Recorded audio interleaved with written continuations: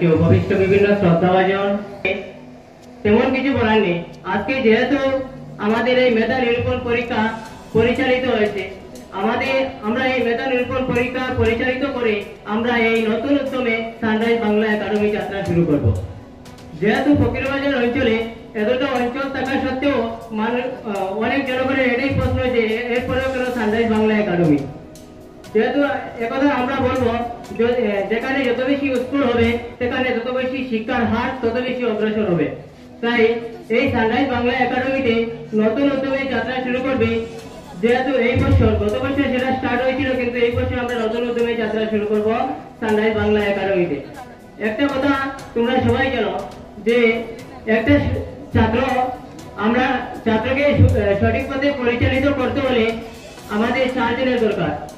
যেভাবে একটা ঘর দাঁড়া করানোর জন্য 4টা কোটি টাকা প্রয়োজন, ঠিক সেইভাবে একটি ছাত্রকে পরিচালিত করতে হলে সুষ্ঠুভাবে আমরা যদি পরিচালিত করি 4 জনের দরকার হয়।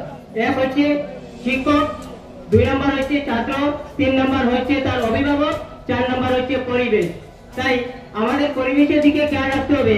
এখনো আমাদের সমাজে অনেক ছাত্রছাত্রীদেরকে পরিবেশ থেকে এইভাবে তাদের পরামর্শ দেওয়া হচ্ছে যে এই সানরাইজ বাংলা একাডেমিতে নাকি আমাদের যেটা ডাইস কোড নেই।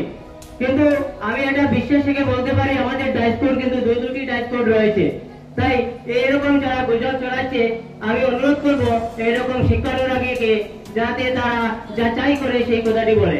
কারণ আমাদের কাছে অলরেডি দুটি ডাইস কোড রয়েছে, কিন্তু এদিকে আপনারা এটা যদি চাইলে প্রমাণ লাগে তাহলে প্রমাণ নিতে পারবেন, কোনো অসুবিধা নেই। কিন্তু এদিকে একটা গুজব ছড়াচ্ছে যে সানরাইজ বাংলা একাডেমিতে নাকি ডাইস কোডের অভাব, ডাইস কোড নেই। তাই আমি আর বেশ কিছু বলবো না। এই মেধা নিরূপণ পরীক্ষায় যারা অংশগ্রহণ করেছে তোমাদের সবাইকে আন্তরিকভাবে অভিনন্দন জানাচ্ছি, এবং যারা উত্তীর্ণ হতে পারেনি তোমাদের জন্য যারা 35+12